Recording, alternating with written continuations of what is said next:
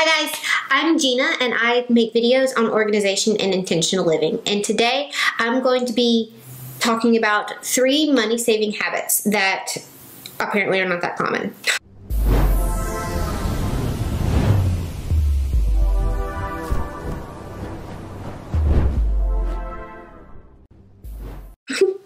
So, number 1. Verify your insurance coverage before you go somewhere. So I have actually seen in the debt-free community a lot of people talking about they went for an annual cleaning, they went for something, and then an unexpected expense from it came up. Well, call your insurance and check. Like, before you go, verify your coverage with your insurance. And make sure nothing in your plan or your policy has changed. Make sure that the provider that you're going to see is still in network. Just triple check everything. I'm a little neurotic about it. I have had that happen to me, and it will never happen again, where I called ahead of time to a dentist office here locally to me and asked them if they accepted my insurance, and they said yes, they did, but they actually were not an in-network provider. Even though they were showing on my insurance's website as in-network, they actually were not. And if I had just called before I went, actually physically called and spoken with my insurance provider before going and verified what they had told me, it would have actually saved me in the neighborhood. It would have saved me about $500. So always make sure that you triple check when it comes to what your insurance covers, what they do not, and in-network providers. Like, seriously, because if you're paying for your insurance, you want to make sure that it's actually covering everything that it's supposed to, and don't put yourself in the position where you have a surprise bill come up. So even though surprise bills will inevitably come up, but do as much proactively as you can to try and prevent it, because I was so mad, you know. And also make sure when you call and ask, do you accept my insurance? Don't ask that question, because like the dentist provider, like the dentist told me, yes, they accepted my insurance, but it turns out they accepted everybody's insurance, and they just billed whatever to it, and if it bounced back, it bounced back. If it didn't.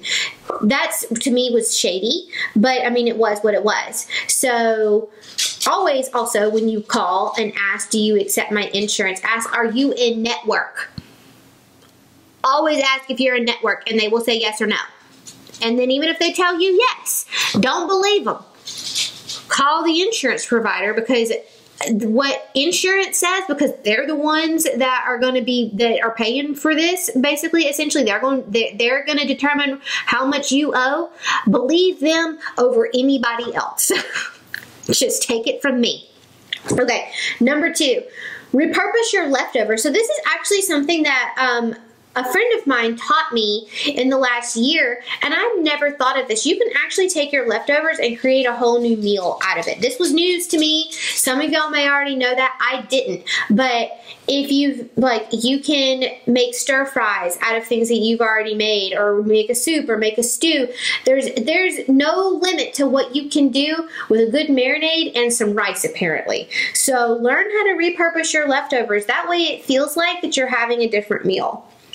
You know, I also have learned from Lydia Sin, who's here on YouTube, like, she freezes her leftovers and then will reuse them later on down the line. Like, she just pulls it out of the freezer, and then they eat it like a week or 2 later, and it actually helps her save money on her meal plan. So that's also something that I've been implementing. So just repurpose your leftovers. Don't let them go bad.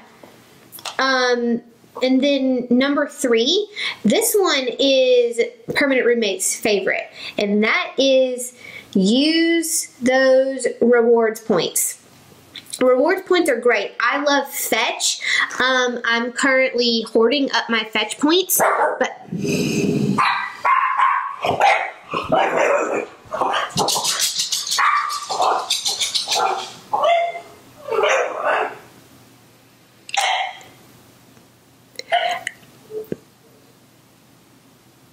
Okay.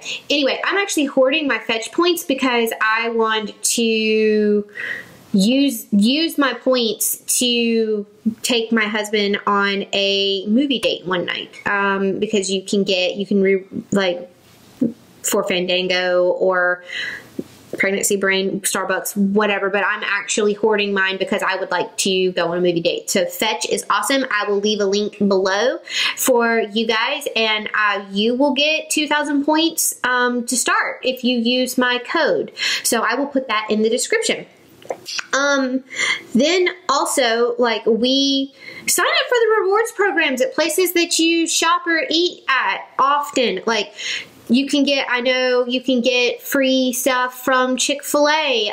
We order pizza very often because pizza is one of my favorite foods. So a lot of times on Fridays we have a pizza night. And with Papa John's, we have earned enough for $20 off our next order. So, I mean, our next order, like, will probably end up being like $10 because since we're getting $20 off, my husband's going to add some fat kid food to it. I don't know what. I'm sorry. I'm not trying to offend anybody. I just realized what I said. It's that flap issue. I'm just saying he'll want to add like some brownies or something. That's all I'm saying. So use your rewards points. Like, sign up for those loyalty programs because they're going to save you money in the long run, especially if you're going to places all the time. And then use them. Check your rewards points and cash those things in. So, all right. I hope that these were helpful. Let me know down below, what are some habits that you have implemented that help you save money? Let me know in the comments below. I'm sure there's something that you've thought of that I haven't, and I'm probably going to want to try. So, all right, you guys, in the next video, I'm going to be talking about some frugal ways to have fun. Just because we're paying off debt and saving money doesn't mean that we have to feel deprived. So I will see you guys in that one. So make sure you tune in for that, and I will see you guys in the next one. Bye.